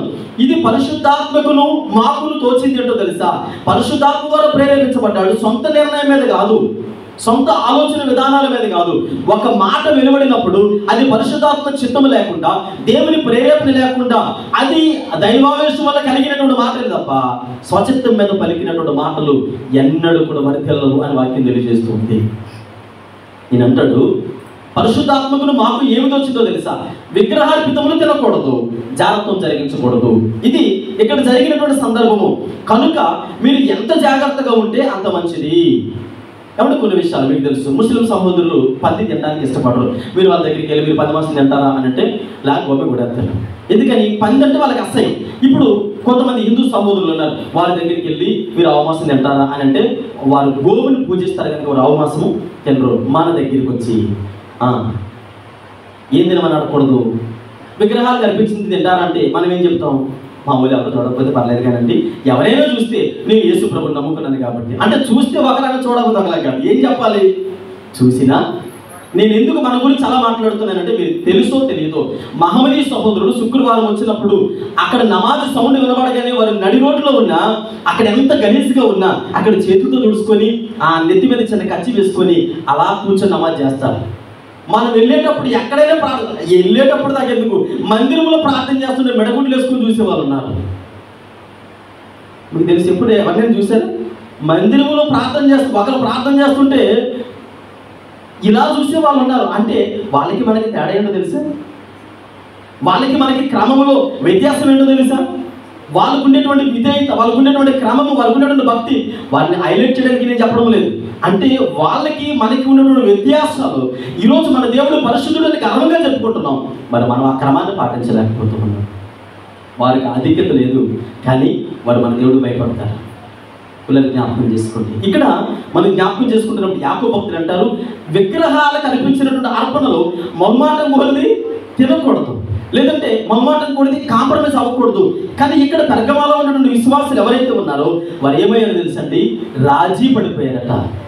రాజు చంపేస్తాను అనగానే భయపడిపోయి తినారట. కానీ అంతిఫా అనేటువంటి వ్యక్తి మాత్రం తన ప్రాణమును అలా అర్పించేశాడు తప్ప తినలేదు అని మీకు జ్ఞాపకం చేస్తున్నాను. ఇదే సందర్భము అక్కడ మోయాబీల దగ్గర మిద్యాన్ అరణ్యంలో మైదానంలో జరిగింది. బిలాము బాలాకు యొక్క ప్రేరేపణల విషయంలో అక్కడ జరిగినటువంటి సందర్భం ఏంటంటే, విగ్రహాలు కల్పించినటువంటి అర్పితాలు ఎవరు తిన్నారు? ఇజ్రాయేల్ ప్రజలు తిన్నారు. తినడం వల్ల వచ్చినటువంటి పరిస్థితులు ఏంటో తెలుసండి. ఇక్కడ మనం జ్ఞాపకం చేసుకుంటున్నప్పుడు నేను ఈ వాక్య భాగాల్ని చదువుతున్నప్పుడు నాకు కొన్ని విషయాలు నేర్చుకున్నటువంటి విషయాలు మీ ముందుకు పెడతాను. 6 లక్షల మంది బయలుదేరారు కదా, ఎంతమంది మిగిలారు? తర్వాత 32,000 మంది గిద్యోనుతో పాటు బయలుదేరారు.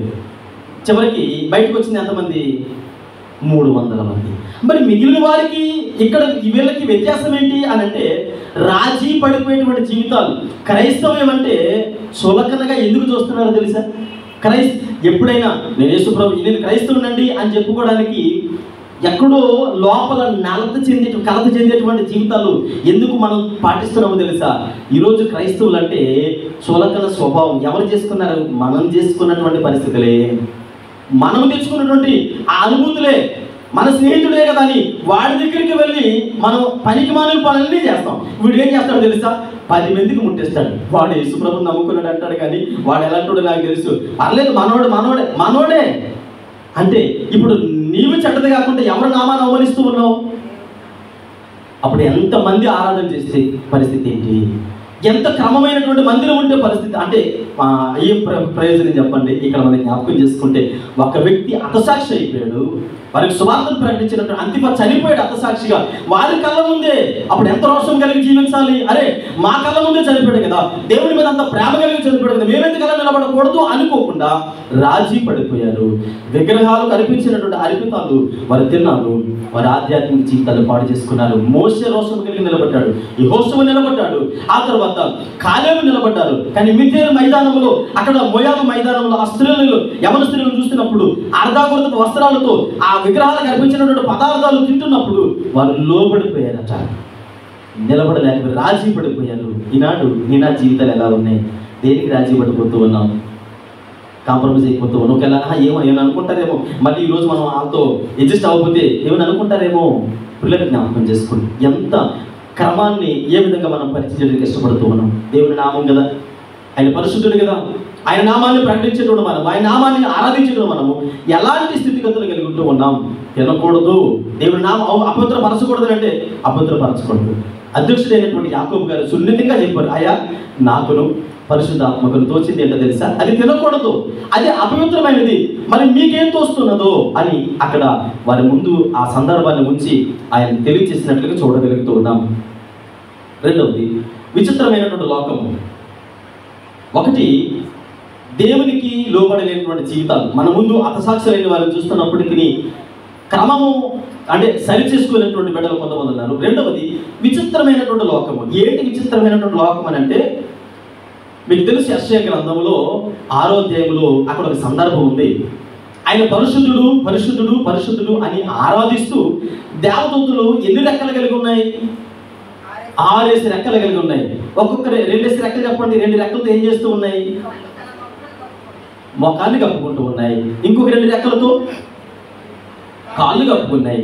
ఇంకొక 2 రెక్కలతో ఎగురుతూ ఉన్నాయి. అంటే కాళ్ళు దేనికి సాదృశ్యము?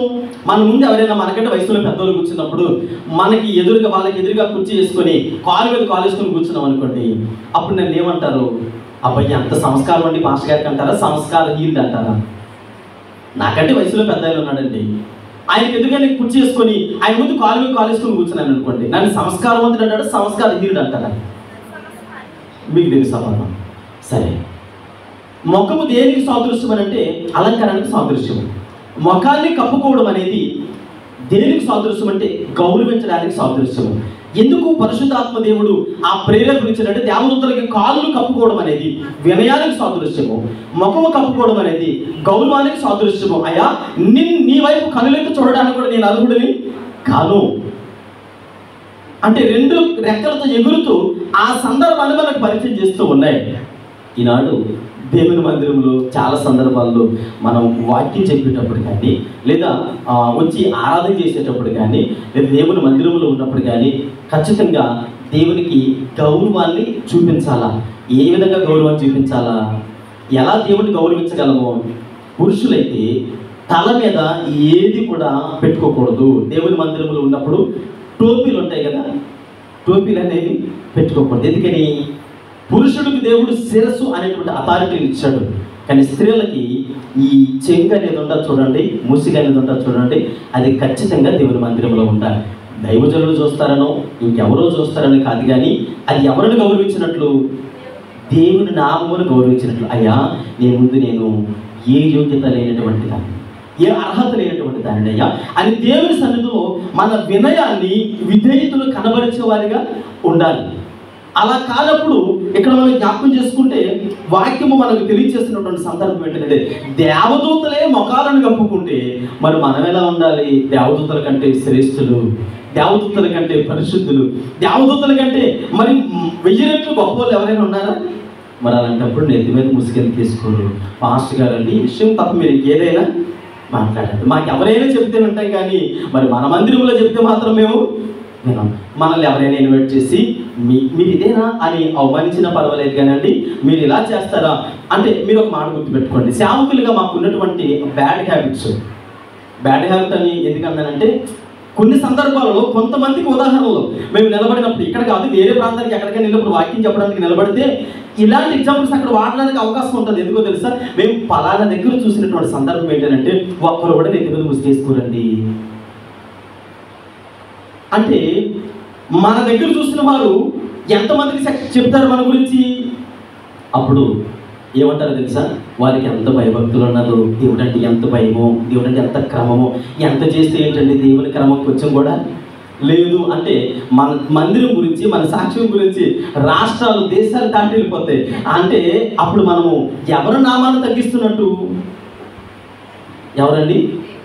దేవుని నామానికి మనము అవమానం తీసుకొచ్చినట్లు. అంటే ఇక్కడ మనం జ్ఞాపకం చేసుకుంటున్నప్పుడు విచిత్రమైనటువంటి లోకము. ఎందుకు విచిత్రమైన లోకం అంటే, దేవునికి లోబడేటువంటి క్రమం మన దగ్గర లేదు. ఒక ఆమె అన్నది, జాయిస్ మేరీ గారు కప్పుకుంటారు ఏంటండి, ఆ తర్వాత పాల్ గారు పిల్లలు కప్పుకుంటారు ఏంటండి అని అంటారు. నేను అంటాను, వాళ్ళు నరకానికి వెళ్ళిపోతారు, వాళ్ళతో బట్టి గుడి కొంగొట్టుకుని నరకానికి వెళ్ళిపోతారా? అవునండి. వాళ్ళు ఏదో అంటే వాళ్ళ జీవితాలు వాళ్ళవి. దేవుని వాక్యాన్ని మనం చూసి మన భయభక్తుల జీవితాలు కలిగి ముందుకు వెళ్ళాలి తప్ప మనం ఎప్పుడు కూడా ఇతరులను చూసి మన భక్తి చేసుకోకూడదు. నేను అంటాను, ఇతరులను ఎవరిని చూడకూడదు, పాస్టర్ గారిని కూడా చూడకూడదు. మనం చూసేది మన ముందు ప్రతిబింబించేటువంటి వాక్యాన్ని, యేసుక్రీస్తు ప్రభుల వారిని మనం ఎప్పుడైతే చూస్తామో అప్పుడు ఖచ్చితంగా మన జీవితాలు ఆశీర్వదించబడతాయి. బిలాము ఆచారాన్ని, బిలాము తీసుకొచ్చినటువంటి ప్రవేశపెట్టినటువంటి బిలాము బోధను వారు ఎప్పుడైతే చూశారో అనేక మంది యవనస్తులు అక్కడ పడిపోయినట్లుగా మనం చూడగలుగుతూ ఉన్నాము. పిల్లల రెండవది మనం జ్ఞాపకం చేసుకుంటే, ఇక్కడ విచిత్రమైన లోకం అని ఎందుకన్నానంటే, విచిత్రమైన లోకం అంటే చూడండి, చాలా మందికి కొన్ని ఆచార సాంప్రదాయాలు ఉంటాయి. ఆచార సాంప్రదాయాలు అంటే సడన్గా ఒక ఆవిడ, నాకు ఒక అక్క ఫోన్ చేసింది, నాకు బాగా తెలిసినాక బోరుమని ఏడుస్తూ ఉంటే నేను, అమ్మ ఏం జరిగింది అంటే, అక్క ఏమైంది చెప్పు, ముందు ఏమైంది చెప్పు అంటే, ఏం జరిగింది పెద్ద కుక్క తిప్పుకోకుండా ఏడుస్తూనే ఉంది. ఏడుస్తుంది. నేను ముందు ఏడుపై నాకు, లేదంటే ఫోన్ అయినా పెట్టి నాకు ఏదో చెప్తే కదా, కంగారుగా ఉంది, ఏమైంది, బావకి ఏమైనా అయిందా అని అంటే, ఏం కాదు మీ బావగారు, మరి నేను పిల్లలు ఏమైపోతామో, నేను పిల్లలు అనాథమైపోతామో ఊరికి ఏడుస్తుంది. ఆపు గట్టి కసిరిన తర్వాత ఏడు పాకింది అంటది. ఉదయం లేచిన వెంటనే నేను లేచేటప్పుడు తాళి దిగి పడిపోయింది, మెల్లో తాళి ఉడిపోయి పడిపోయిందంట.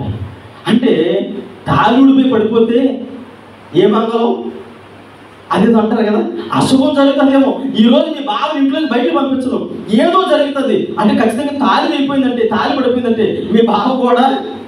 నేను అన్నాను, నువ్వు ఇంకెక్కడ ఉన్నావు? రాజీ పడిపోయేటువంటి లోకంలో, విచిత్రమైనటువంటి లోకంలో ఉన్నావు. కీర్తనకారుడు దావీదు అంటాడు, ఆయన చిత్తము లేకుండా యెహోవా ఇల్లు కట్టించిన ఎడల, ఆయన కావల కాయని ఎడల పట్టణంలో కావల కాసేవారి ప్రయాసం వ్యర్థమే. నీ తాళిడిపోయినా, ఇల్లు కప్పుడిపోయినా ఆయన చిత్తం లేకుండా ఏంటి జరగదు. ఇంకెప్పుడు ఇలాంటి విషయాల గురించి నాకు ఫోను చేయకు. అంటే విచిత్రమైనటువంటి లోకము, చాలా భయంకరమైనటువంటి ఆచార సాంప్రదాయాల మధ్యలో జీవిస్తూనే మనం ఎవరో చెప్పుకుంటాం తెలుసా? పెర్గమా సంఘస్థుల వలె నేను కూడా దేవుని బిడ్డనే. అంటే పెర్గమా సంఘము, ఎందుకు పెర్గమా సంఘము అనేటువంటి పదాన్ని నేను మీకు పరిచయం చేస్తానంటే, అంతిమ అనగా రాజీ పడలేనటువంటి జీవితము, రాజీ పడలేనటువంటి జీవితాలు కలిగి ఉండాలి తప్ప దేవుని సన్నిధిలో మరి భయంకరమైనటువంటి ఆలోచన విధానాలు కలిగి, ఆచార సాంప్రదాయాలు కలిగి. ఈ మాట నేను చెప్పినప్పుడు మా పాస్టర్ అమ్మగారితో సహా చాలా మందికి నా మీద కోపం రావచ్చు. ఆభరణాలు అంటే చాలా మందికి ఇష్టం కదా, ఆభరణాలు అంటే చాలా మందికి ఇష్టం. ఆభరణాలు ఎక్కడి నుంచి ప్రవేశపెట్టారు అని అంటే, బైబిల్ గ్రంథంలో నుండే వేసుకోవచ్చా వేసుకోకూడదా అనేటువంటిది అది మీ ఇష్టం. కానీ వాక్యం ఏం తెలియజేస్తుందో నేను క్లుప్తంగా తెలియజేసి ముందుకు వెళ్తాను. చూడండి, నిమ్రోదు అనేటువంటి ఒక రాజు ఉన్నాడు బైబిల్ గ్రంథంలో. ఏ రాజు అండి? నిమ్రోదు గారు. బైబిల్ గ్రంథంలో చాలా మరి పేరు ప్రఖ్యాతులు సంపాదించినటువంటి వ్యక్తి, ఒక విధంగా దేవునికి ఆయాస్కరంగా. ఈ నిమ్రోదు తన భార్యకేమో చంద్రుడు ఉంటాడు కదా, నెలవంక, ఆరాధించేటువంటి పేరు ఇచ్చాడు. ఆయనేమో సూర్యుడిగా పేరు పెట్టుకున్నాడు. తన కుమారులకేమో నక్షత్రాల ఆకారం కలిగినటువంటి ఆ సింబల్స్ ఏర్పాటు చేసి, ఇదిగో మీరు మమ్మల్ని ఆరాధించండి, మేమే దేవతలు, మీ దేవుళ్ళు అని చెప్పేసి నిమ్రోదికి ఏమో సూర్యుడి ఆకారం సింబలు, ఆ తర్వాత తన భార్యకేమో చంద్రుడి ఆకారము, తన బిడ్డలకేమో నక్షత్ర ఆకారం. ఇవి ఆభరణాలు చేయించి ఆనాటి కాలంలో ప్రజలందరికీ అవే పరిచయం చేసిన ఆకారాలు. మీరు చెవులు ఎప్పుడైనా జాగ్రత్తగా అబ్జర్వ్ చేయండి. ఆభరణాలు ఎక్కువ కొన్ని సందర్భాల్లో చూడండి స్టార్ గుర్తులతో ఉంటాయి. చెవులు ఎక్కువ శాతం స్టార్ గుర్తులు, ఆ తర్వాత నెలవంక ఆకారంలో ఉంటాయి. మీరు ఎప్పుడైనా చూడండి. ఆ తర్వాత చిన్న పొడులు సూర్యుడి ఆకారంలో ఉంటాయి. ఇవన్నీ కూడా నిమ్రోదు ప్రవేశపెట్టినటువంటి ఆచార సాంప్రదాయాలు అని చెప్పేసి, అంటే దేవునికి ఆయాసకరమైనటువంటి పరిస్థితులు కనుక వాటికి కొంచెం దూరంగా ఉండాలని మరి దేవుని బిడ్డలుగా వాక్యము ద్వారా మనం నేర్చుకుంటూ ఉన్నాం. ఎప్పుడైతే మనము ఈ పరిస్థితులకు దూరంగా ఉంటామో, అంటే బాలాకు తీసుకొచ్చినటువంటి ఆచార సాంప్రదాయాలకు, నిమ్రోదు తీసుకొచ్చినటువంటి ఆచార సాంప్రదాయాలు, ఆ తర్వాత బైబిల్ గ్రంథంలో మనం జ్ఞాపకం చేసుకుంటున్నప్పుడు ఆ వస్త్రాలంకరణ కానీ లేదా దేవుని గౌరవించే విధానం కానీ, వీటన్నిటి గురించి మనం పెర్గమా సంఘము దగ్గరికి వెళ్ళినప్పుడు వాళ్ళు ఏమంటున్నారో తెలుసా? అయ్యా, మేము చక్రవర్తికి భయపడ్డాము కనుక మేము రాజీ పడిపోయాము, నిజమైన దేవుని పక్షంగా నిలబడలేము. ఈనాడు చాలా సంఘాలలో అదే జరుగుతుంది. చాలా కుటుంబాల్లో ఏం జరుగుతుందో తెలుసా? మేము రాజీ పడిపోతున్నామయ్యా. రాజీ పడకపోతే మరి అందరితో పాటుగా ఉండలేం కదా, అందరితో పాటుగా మేము జీవించలేం కదా, రాజీ పడిపోయాం. కానీ అంతిఫా అనేటువంటి వ్యక్తి మాత్రము రాజీ పడలేదు. ఈరోజు మనము ఈ బహుమతులు మనకు అవసరం లేదా అని అంటే, ఇక్కడ మనము అంతిఫా అనేటువంటి వ్యక్తి తన ప్రాణాన్ని అర్పించినట్లుగా మనం చూడగలుగుతూ ఉన్నాము. రెండవది ఆ పెర్గమ సంఘస్థులు అందరూ కూడా చాలా విషయాల్లో కాంప్రమైజ్ అయిపోయినట్లుగా చూడగలుగుతూ ఉన్నాం. మూడవది మనం జ్ఞాపకం చేసుకుంటున్నప్పుడు ఆభరణాల గురించినటువంటి సందర్భం కూడా, అది కూడా లోకానుసారమైనటువంటి పరిస్థితులు, లోకానుసారమైనటువంటి సాంప్రదాయాలు. చరిత్రకారులు తెలియజేస్తున్నారు ఇది నిమ్రోదు ప్రవేశపెట్టినటువంటి సింబల్స్ కనుక మరి వాటికి మనము సాధ్యమైనంత దూరముగా ఉండాలనేది చరిత్రకారులు తెలియజేసేది. నా వాదన అయితే కాదు, మీ ఇష్టానికి నేను వదిలేస్తూ ఉన్నాను. తర్వాత ఇక్కడ మనం జ్ఞాపకం చేసుకుంటే, బిలాము దేనికి లోబడిపోయాడంటే ప్రజలను మభ్యపెట్టడానికి వస్త్రాలను, ఆహారాన్ని, ఆ తర్వాత ఆభరణాలని అక్కడ మనము ప్రవేశపెట్టినట్లుగా చూడగలుగుతున్నాం. అక్కడ స్త్రీలు వస్త్రాలు తగ్గించి ఆభరణాలు ధరించాలి కనుక, అంటే వారి యొక్క శరీరాన్ని సవిష్ఠతను చూపించడానికి బిలాము బాలకు తయారు చేశారు. ఓకే, మరొక మాట చూసుకున్నట్లయితే బిలాము దేనికి లోబడిపోయాడంటే ధనానికి లోబడిపోయాడు. ధనానికి లోబడిపోతే ఈరోజు చాలా మంది సేవకులు దేని కొరకు పనిచేస్తూ ఉన్నారు, దేని కొరకు వారి ప్రయాసను, అంటే చాలా మంది ఏమంటారంటే, ఇదిగో ఆవిడ 50,000 ఇవ్వడం ద్వారా ఆవిడకి దేవుడు కార్యం చేశాడు, వీళ్ళు ₹1,00,000 ఇవ్వడం ద్వారా దేవుడు వాళ్ళ అబ్బాయికి ఉద్యోగం ఇచ్చాడు అంటే ఇప్పుడు ఇలా చెప్పడం ద్వారా, డబ్బులు ఇవ్వడం ద్వారా దేవుడి కార్యము చేశాడు అని నేను చెప్పాను అనుకోండి, అది వాస్తవమా అవాస్తవమా? ఖచ్చితంగా 100కి 100%. ఎందుకంటే దేవుడు నీ జీవితాన్ని ఆశీర్వదించాలనుకున్నాడు కనుక ఆశీర్వదించాడు. అంటే అనేకుల ప్రార్థన ప్రతిఫలమే నీ భవిష్యత్తులో దేవుడు కార్యం చేశాడు తప్ప నీ కానుకలు తీసుకొచ్చి ఇస్తే దేవుడు నేను ఒక మాట అంటాను, కానుకల గురించి నాకు చెప్పడం ఇష్టం ఉండదు, కానీ సందర్భం వచ్చింది కనుక ఇన్ని సందర్భాలలో, ఇన్ని ప్రసంగాలలో ఎప్పుడైనా కానుకల గురించి ఎప్పుడైనా విన్నారా? నేను మాట అంటాను, మందిరానికి వచ్చిన వారు కానుకలు వెయ్యాలా వేయకూడదా, దశంభాగం వెయ్యాలా వేయకూడదు అనేది వాళ్ళు తెలియదా అనుకుంటాను. 5 స్టార్ హోటల్కి వెళ్ళామండి, రెస్టారెంట్కి వెళ్ళిన తర్వాత పేగల దాకా తిన్న తర్వాత చక్కగా చేతులు కడుక్కున్నాం. ఆయన ఫింగర్ బోల్స్ తీసుకొని చేయి కడుక్కొని టిష్యూ పేపర్ తుడిచేసుకొని సోపు నోట్లు పెట్టుకొని మాట్లాడుకుంటూ వచ్చాం అనుకోండి, విమానం మోత. ఎందుకని పేగల దాకా నచ్చిన ఐటమ్స్ అన్నీ తిన్నాం, చక్కగా తిని ఇప్పుడు బయటకు వచ్చాం అనుకోండి, ఊరుకుంటాడా? ఏం కట్టాలి అక్కడ? బిల్లు కట్టాలని ఆయనకి తెలుసు కాబట్టి, అంటే హోటల్కి వెళ్ళి తినొచ్చిన తర్వాత బిల్లు కట్టాలని తెలిసినప్పుడు దేవుని మందిరంలో ఆశీర్వాదములు పొందిన తర్వాత ఇవ్వాలని ఎవరికి వారికి తెలుసు కదా, మన దాని గురించి ప్రత్యేక ప్రసంగాలు ఎందుకు నేను అంటాను. అందుకని వాడికి నేను చాలా దూరంగా ఉంటాను. బిలాము మాత్రము ధనాన్ని ఆశించి ఏం చేశాడో తెలుసా? ధనాన్ని కోరుకొని దేవుని ప్రజలను తప్పు త్రోవలో నడిపించాడు. ఈనాడు చాలా మంది సేవకులు ఇలానే ఉన్నారు. మీరు కానుకలు ఇస్తే ఇలా జరుగుతుంది, మీరు కానుకలు ఇస్తే అలా జరుగుతుంది. కానుకలు ఇస్తే కాదు, మీకు హృదయాలను దేవునికి అర్పిస్తే భద్రుని దావీదు అన్నాడు, మిరిగిన హృదయం దేవునికి ఇష్టమైనటువంటి బలియాగము. విరిగిన మనస్సు ఆయనకి ఇష్టమైనటువంటి బలియాగము తప్ప 1000 రూపాయల కట్ట తీసుకొచ్చి లోకంలో పనికిమాల పనులన్నీ చేసేసి ప్రభు 1000 రూపాయల కట్ట తీసుకొచ్చాను, శాస్త్రుల పరిచయాలతో సర్దుకేలతో యేసు ప్రభు ఏమన్నారు తెలుసా? మీరు జీలకర్రలో సొంపులో అన్నిటిలోనే కానుకలు ఇస్తారు, కానీ మీ హృదయాలు మాత్రము ఆ స్వర్ణం కొట్టిన సమాధుల్లా ఉన్నాయి. అదే కదన్నారు యేసు ప్రభు. అంటే ఈరోజు మనము ఆయన ద్వారా ఆశీర్వదించబడిన తర్వాత ఆయనకి ఏమి ఇవ్వాలో మనకు తెలుసు. ఇంకొకరు వచ్చి మీరు కానుక ఇవ్వండి, మీరు దశభాగం ఇవ్వండి, మనకు ఒకరు చెప్పాల్సిన అవసరం లేదు.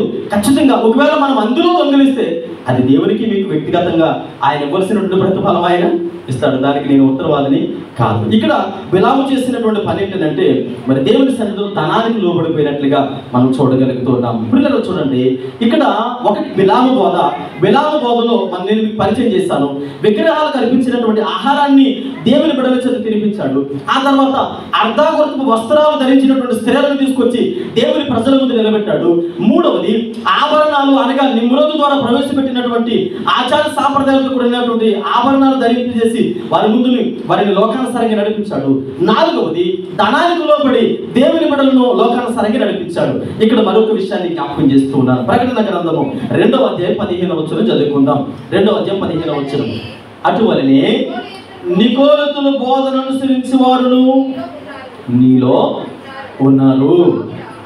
చాలండి. ఒకటి బిలాము బోధ, రెండవది నికోలతుల బోధ. అంటే ఇప్పుడు 15వ వచనం చదివితే అక్కడ అంటారు కదా, అటువలనే నికోలతుల బోధ అనేటువంటి ఆ సందర్భాన్ని మనము జ్ఞాపకం చేసుకుంటున్నాం. ఈయన నికోలతు అనేటువంటి బోధ అర్థం ఏంటంటే, ఇతడు ఒక మాటలో చెప్పాలంటే ఒక అన్య కుటుంబం నుంచి వచ్చాడు. ఈ నికోలతు అనేటువంటి వ్యక్తి అన్య కుటుంబం నుంచి వచ్చి యోధ మత ప్రవిష్టుడు అనేటువంటి బిరుదతను పొంది, యోధ మత ప్రవిష్టుడు, మీరు జ్ఞాపకం చేసుకోండి, యోధ మత ప్రవిష్టుడు. యోధ మతాన్ని ఏం చేశాడు? ఆచరించాడు. అన్య లోకముల నుంచి, అన్య కుటుంబంలో నుంచి వచ్చి యోధ ఆచార సాంప్రదాయాలు నేర్చుకున్నాడట. ఆయన పుట్టింది యోధా మతములో కాదు, కానీ అన్యముల్లోంచి వచ్చి యోధా మత ప్రవిష్టుడిగా ఉన్నాడు. ఇక్కడ మనం జ్ఞాపకం చేసుకుంటే ఇతని గురించి మనం చదవాలనుకుంటే అపోస్తలుల కార్యములు 6వ అధ్యాయము 5వ వచనం ఒక్కసారి చదవండి. అపోస్తలుల కార్యములు 6వ అధ్యాయం 5వ వచనము. ఈ మాట ఇష్టమైనందున పరిశుద్ధాత్మతోను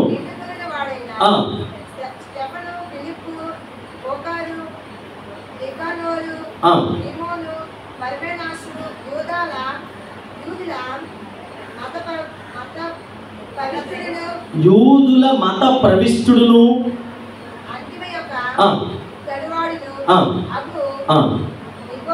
నికోలేతు. చాలండి. ఇతడు పుట్టి యూదుడు కాదు, అన్యుల్లో నుంచి యోధ మతంలోనికి వచ్చాడు. ఆ ఆచార సాంప్రదాయాలు నేర్చుకున్నాడు. అంటే ఒక మాటలో చెప్పాలంటే ఇతను ఏం చెప్పాలనుకున్నాడంటే, మీకు అర్థమయ్యేటువంటి విధానంలోకి వస్తాను. ఇప్పుడు ఉదాహరణకి ఇక్కడ చాలా మంది పుట్టి క్రైస్తవులు లేరు. చాలా కుటుంబాల్లో అన్ని కుటుంబాల నుంచి వచ్చిన వారు ఉన్నారు. ఉదాహరణకి ఫర్ ఎగ్జాంపుల్ నేనే అనుకోండి, మరి మీ గురించి చెప్తే బాగోదు, కానీ ఇప్పుడు నేను ఒక అన్ని కుటుంబం నుంచి వచ్చాను.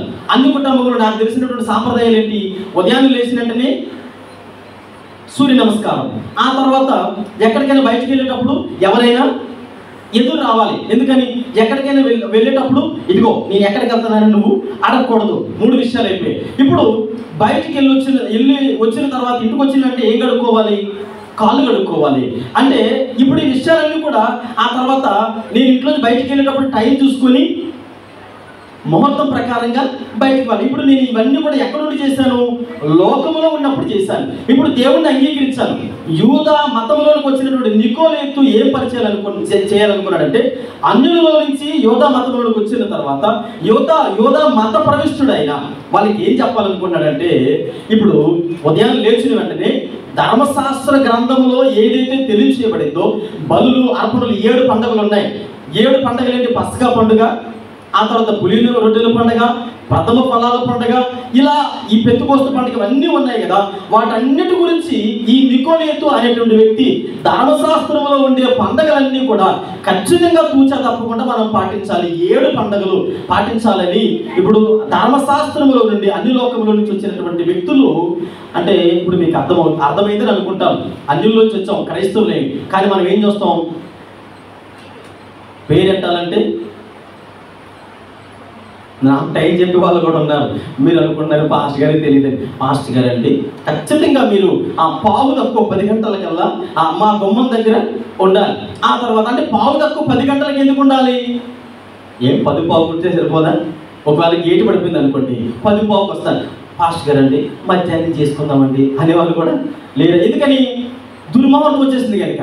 ఆ ముహూర్తం పోయి దుర్ముహూర్తం వచ్చింది కనుక పోస్ట్ పని చేసేద్దాం మధ్యాహ్నం. అంటే ఇప్పుడు వీళ్ళు ఎక్కడి నుంచి వచ్చారు? అన్యులలో నుంచి వచ్చారు కాబట్టి ఆ బేజాలు అనేవి పూర్తిగా పోలేదు. పెర్గమ సంఘములో జరిగేటువంటి సందర్భాలవే. మీరు నికోలేతు బోధన ఆచరిస్తూ ఉన్నారు.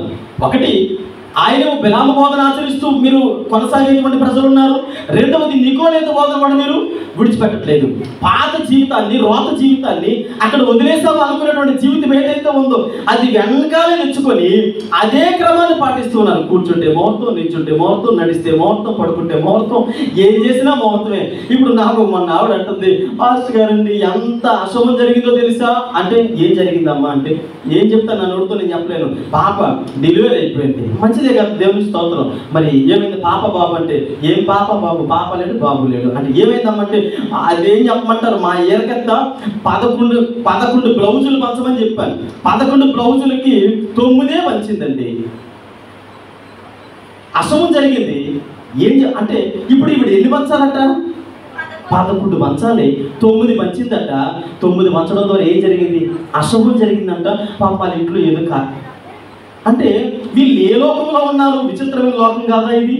దేవుని వాక్య క్రమాన్ని పాటిస్తూ దేవుని సన్నిధిలో ఉంటూ పెర్గమ సంఘములో జరిగేటువంటి క్రమం ఏంటంటే, ఆయన అంటాడు, నికోలేతు బోధ ధర్మశాస్త్రాన్ని యేసుప్రభువును కొట్టివేయడానికి రాలేదు, కానీ ఆచార సాంప్రదాయాలను విడిచిపెట్టమని శాస్త్రులను పరిశీలన గద్దించినటువంటి యేసుప్రభు వారు నూతన నిబంధనలు మనకు ఆయన రక్తము ద్వారా కడిగించాడు. ఆయన మనల్ని శుద్ధీకరించినటువంటి క్రీస్తు ప్రభువు వారికి సదృశ్యమైనటువంటి జీవితాలు కలిగినటువంటి మనము ఈనాడు ఎలాంటి జీవితాలు కలిగి ఉంటూ ఉన్నాము అని అంటే, ఆచార సాంప్రదాయాలతో కూడినటువంటి పరిస్థితుల మధ్యలోనే ఇంకా మన బ్రతుకులు వెళ్ళగొచ్చుతూ ఉన్నాం. విగ్రహాలకు అర్పించినటువంటి అర్పితాలు తింటూ మొహమాటం కొలిది ఎవరైనా ఏమనుకుంటారేమని కాంప్రమైజ్ అయిపోతూ, రాజీ పడిపోతూ భక్తి జీవితాన్ని తొంగలో తొక్కేటువంటి విశ్వాసులు ఉన్నారు. అనేక ప్రదేశాల్లో చాలా మంది ఏమంటారు తెలుసండి, ఏమండి వాళ్ళ క్రైస్తవులు అంటే మాకే నమ్మబుద్ధి కావడం లేదు. వాళ్ళ క్రైస్తవులు ఏంటండి, వారు మాతో పాటుగా ఇవన్నీ చేస్తారండి అని అంటే, నీ సాక్ష్యాన్ని నీతో పాటుగా దేవుని నామాన్ని తొంగలో తొక్కేస్తున్నాం అనేటువంటి విషయము అక్కడ పెర్గమ సంఘములో ఏదైతే జరిగిందో వారి ముందు మనకు తెలుసు. హెబ్రీయులకు రాసిన పత్రిక 12వ అధ్యాయంలో మొదటి వచనంలో ఏమని రాయబడిందంటే, ఇంత గొప్ప సాక్షి సమూహం మన ముందు ఉండగా, ఎంత గొప్ప సాక్షి సమూహము, ఈ సాక్షి సమూహం మన ముందున్నప్పుడు ఏ విధంగా నిలబెట్టుకుంటూ ఉన్నాము? చాలండి, మనం ఆవరించి ఉన్నాయి. మనం వాటిని చదువుతూ ఉన్నాం, పాటించలేకపోతున్నాం, చూస్తూ ఉన్నాం. కానీ ఏం చేస్తాం తెలుసండి? వార్త ఇవ్వబడిన మనస్సాక్షి పెర్గమ సంఘములో జరిగింది, ఈనాడు మన కుటుంబాల్లో జరుగుతుంది. పెర్గమ సంఘములో జరిగింది, ఈనాడు మన సంఘములో ఆచరించేటువంటి సాంప్రదాయాలు కలిగిన వారు చాలా మంది మేబీ ఉండొచ్చేమో.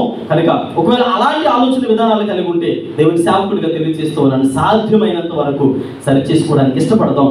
ఒక వ్యక్తి యొక్క ఆత్మ అంటే ఒక మాట అపసాక్షి అయిపోయాడు ఆయన. అంతిఫా వారి కళ్ళ ముందే చంపేశారు, అయినా మార్పు చెందలేదు. ఎన్నో సాక్ష్యాలు వింటున్నాం, ఎన్నో వాక్యాలు వింటున్నాం, కానీ మారు మాట్లాడకుండా, భయభక్తులు లేకుండా, క్రమము తప్పిన వారిగా ఏ భీతు లేకుండా వచ్చి ఎక్కడ చేస్తాం తెలుసా? నా ముందు టేబుల్ ఉంది, ఎక్కడ చేస్తాం? ప్రభు బలలో చేస్తాం. విగ్రహార్పితులు తింటూ, లోకానుసారమైన ఆచార సాంప్రదాయాల్లో ఉంటూ పిల్లల్ని జ్ఞాపకం చేసుకోండి. మరి అంతిఫా అనేటువంటి వ్యక్తి హతసాక్షి అయిపోయాడు. మరి తనకు వచ్చినటువంటి బహుమతులు ఏంటో తెలుసా? మీకు అవసరం లేదా ఈ బహుమతులు అన్నాను కదా. మరి తనకు వచ్చినటువంటి బహుమతుల గురించి తెలియజేసి ముగించడానికి ఇష్టపడుతున్నాను. చూడండి 2వ అధ్యాయము ప్రకటన గ్రంథం 17వ వచనం చదవండి. సంఘములతో ఆత్మ చెప్పు మాట చెవుగలవాడు వినును గాక, చేయించువానికి మరుగైనటువంటి మన్నాను భుజింపునిత్తును.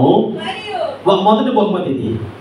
జయించేవాడికి అనగా రోషము కలిగి నిలబడేవాడికి అంతిఫా వలె తన ప్రాణములు సైతం లెక్క చేయకుండా, రాజీ పడకుండా, అయ్యా నేను దేవుని కొరకు నిలబడతాను అని ఎవరైతే రోషము కలిగి ఉంటారో వారికి వచ్చే మొదటి బహుమతి కాంప్రమైజ్ అయిపోయేవారే కాదు, జీవితాలను కంపు చేసుకునే వారికి కాదు, దేవుని నామాన్ని అవమానించే వారికి కాదు, కానీ దేవుని పక్షంగా హతసాక్షులకైనా సిద్ధపడి ఆయన పక్షముగా నిలబడే వారికి వచ్చే మొదటి బహుమతి జయించిన వానికి మన్నాను దేవునితో పాటుగా భుజింపనిస్తాడట. 2వది, మరియు అతనికి తెల్లని రాతిని ఇత్తును. తెల్లని రాతి దేనికి సాదృశ్యం అని అంటే నిర్దోషత్వమునికి సాదృశ్యము. ఏ మచ్చ డాంగు లేనటువంటి వ్యక్తి. అదే ప్రకటన గ్రంథంలో ఒక చోట అంటాడు, ఇదిగో క్రీస్తు రక్తములో తమ వస్త్రములను తెలుపు చేయబడినటువంటి ఒక గుంపు నా దగ్గర ఉంది, ఈ సమూహం నా దగ్గర ఉంది. అందుకని మరలా మీకు చెప్తున్నాను, ఇదిగో నా తండ్రి ద్వారా ఆశీర్వదించబడినటువంటి వారులారా, కుడి ప్రక్కన ఉన్నటువంటి వారులారా, మీరు మీ కొరకు ప్రత్యేకించబడినటువంటి స్థలం ఉంది, మీరు రండి, దేవుడు మీ కొరకు ప్రత్యేకమైనటువంటి స్థానాన్ని ఇచ్చాడు. ఇది 2వ బహుమతి. అనగా తెల్లని రాతి దేనికి సాదృశ్యము అనంటే ప్రత్యేకించబడిన జనాంగము, నిర్దోషత్వంతో నింపబడినటువంటి గుంపు, హతసాక్షులైపోయిన వారు, దేవుని కొరకు రోషము కలిగి నిలబడిన వారు, వారి ఆధ్యాత్మిక జీవితాలను కాపాడుకున్న వారు. నా తెల్లని రాయి ఉందంటే అక్కడ ఇంకొక రాయి కూడా ఉంటుంది కదా. మొదటి కోడలు పెద్ద కోడలు మంచిదంటే చిన్న కోడలు చెడదని కదా అర్థం. అంటే తెల్లని రాయి ఉంటే అక్కడ ఏ రాయి ఉండాలి? నల్లని రాయిలు ఈరోజు సంఘాల్లో ఉన్నాయేమో. నల్లని రాయిలు ఉంటే అది దేనికి సాదృశ్యం అంటే దోషులకు సాదృశ్యము. సకల దుర్నీతి వారి జీవితాలలో నింపుకొని అనేకమైనటువంటి జీవితాలు కలిగిన వారు. నేను మీకు ఇందాకే పరిచయం చేశాను. 6 లక్షల మంది బయలుదేరారు. ఎంతమంది మిగిలారు? 2 మిగిలారు.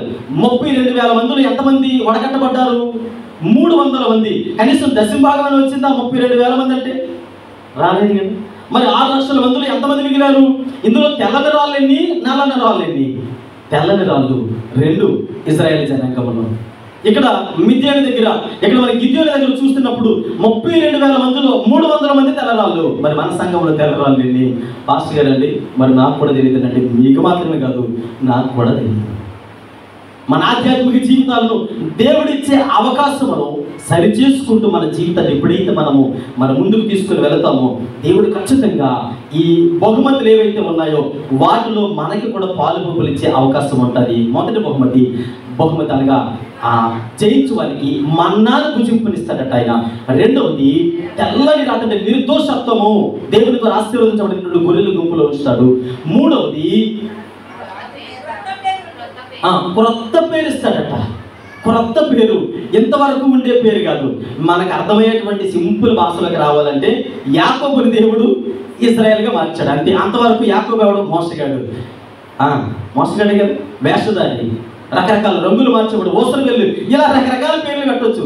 ఎందుకని తండ్రి దగ్గరకు వచ్చినప్పుడు గొంతుకేమో యాకోబుది, వేషధారణేమో యాషవుది. తండ్రి నేనే అంటే, అరే నాయన నీ వాయిస్ ఏమో యాకోబు వాయిస్ కదంటే, లేదు కావాలంటే తడుము చూడు, తడుము చూస్తే యాషవు, కానీ కంఠస్వరము యాకోబు. ఇలాంటి వేషధారణ, ఈ స్థితిగతులన్నీ తీసివేసి దేవుడు ఏ స్థితిని ఇచ్చాడో తెలుసా?